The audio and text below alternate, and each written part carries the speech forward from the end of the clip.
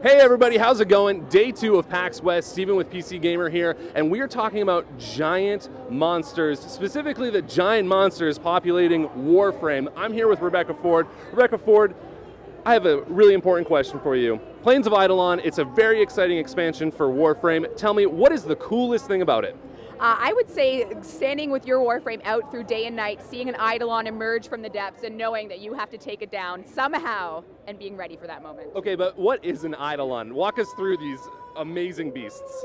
Many moons ago, the Eidolon, an Eidolon, really what we're dealing with is the first massive threat of the sentient faction. So for Warframe, you've been working through factions for years now. The sentients have been out for a little bit, but you've never really got the scope of what threat they pose. And here we have an Eidolon, the first mega threat of the sentient ages ago. It's massive, it is quite threatening for your Warframe, so you're going to have to be a little tactical and use all your tools available to take it down from this, almost 10-story tall beast of an ancient war. Right, now tell me, give me a little bit of an overview. How do you fight one of these things? So, spoiler alert, the sentients are only really destroyable in this case with the Eidolons if you have unlocked all our narrative quests. So we're talking Second Dream, War Within, then you can initiate your operator to become a warrior, which means the warrior mode is necessary to take down an Eidolon. So you're going to be using tactics to switch between your Warframe and this operator mode to make it vulnerable, to expose its weak points so that you can face it as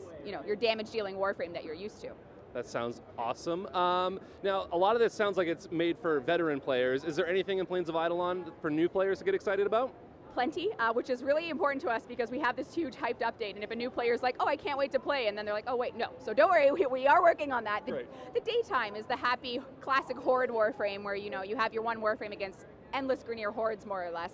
That's going to be accessible for all players. A veteran player will still have fun there, they'll be able to do activities there, but once night falls, a new player will be warned consistently, you need to go back, you're not ready, and that's going to sort of prompt them to experience the narrative line to get them ready for nighttime. So that's how we're separating it now. Day is sort of all access, and nighttime is veteran. That sounds really cool. So these Eidolons, they're very striking in their appearance. Was there any sort of interesting creative inspirations that led to this design of them?